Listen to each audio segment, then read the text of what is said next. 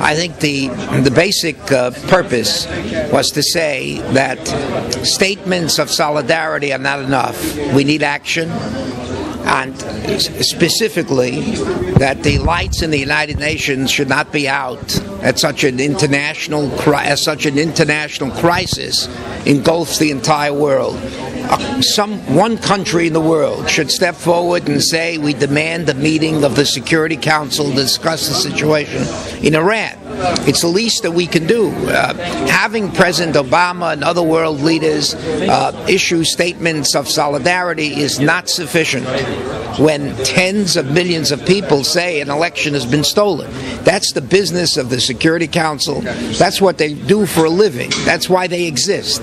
And to have the lights out at a moment like this is absolutely, beyond the pale. It's just not understandable. Where are the diplomats? When it comes to Israel, you can organize a meeting of the Security Council in a matter of hours. It's weeks. And we see what's going on now in Iran, and no one steps forward to demand such a meeting. The time has come for that to be done. But even with most of the Sunni Arab states agreeing with Israel about the threat from Iran, like Egypt and Jordan and Saudi Arabia, despite that alliance, why still the malfeasance on the part of the UN? Well, because there are many countries that are afraid of Iran, of course. They're afraid of particularly in the Arab world. We just visited the Arab world, and I can tell you, people are afraid of Iran. But this is a moment for countries, whether it's from the EU, whether it's the United States or Canada. The United States can have a policy which says we want to engage the Iranians, but they can still be part of a movement that encourages others to take the issue to the Security Council. That has not happened. And the Security Council hasn't said a thing. And the time has come for that to change, because otherwise the record will read that world leaders weighed in individually, but in terms of action did nothing.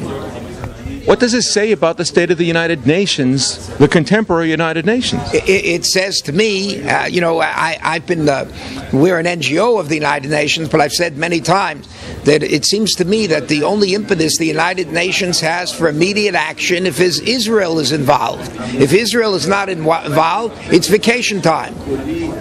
Would you say this speaks to a discreditation of the UN? I think that they're failing in their responsibility. This is a world human rights crisis, and we have a right to say, where are you? The issue is, there are millions of people in Iran that took to the streets, risked their lives, were the recipients of brutal response from police apparatus, because they said the election was fraudulent. These are millions of people. The point is, where is the world community on that human rights issue? Yeah. Why has there not been a single country that has stepped forward and saying, we are taking this issue, demanding a meeting of the Security Council? You know the rules of the Security Council. An NGO cannot get the Security Council to convene a meeting. The Simon Wiesenthal Center can call for such a meeting. We are an NGO, but it's not good enough. What is required is a country that comes forward and says to the Secretary General, we demand a meeting of the United Nations Security Council to discuss the issue of Iran regarding this fraudulent election. And no such request has come forward, and therefore the theme of the press conference is, why are the lights out at the United Nations? Where is the EU? Where is the United States and Canada? Where is the Muslim and Arab worlds to demand a meeting of the Security Council to discuss the issue of Iran? That's the best way that we can help the Iranian people at this moment. It's now my honor to call back Roxana Ganji, and we'll have one other comment, and then I'll review for you the election review.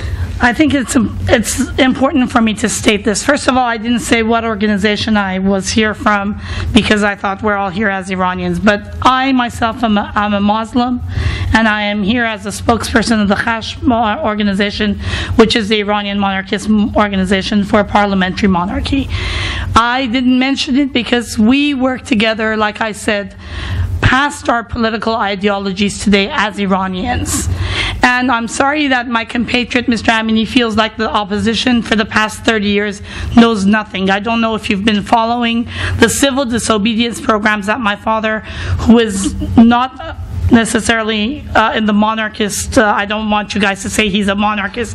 He's a human rights expert, and he's been working towards human rights for Iran for the past 30 years tirelessly. We've had 600 hours of teaching civil disobedience to the Iranians, and it's paid off. We've had, through the satellite dishes, the programs that beam towards Iran with the satellite dishes, at least almost 580 somewhat hours of civil disobedience workshops that Freedom House has offered us the tapes. Serbia, what happened in the Orange Revolution in Ukraine, what happened with the Gandhi movement, what happened in Georgia. All these civil disobedience movements have been watched by our compatriots. We can see it. We can see the way they've organized themselves. This is not something that people, they use the excuse of Mousavi.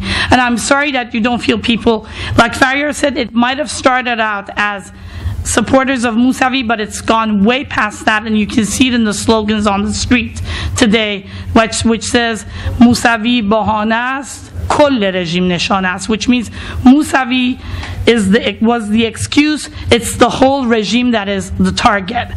It has gone past that. It might have started as that, but today people want change.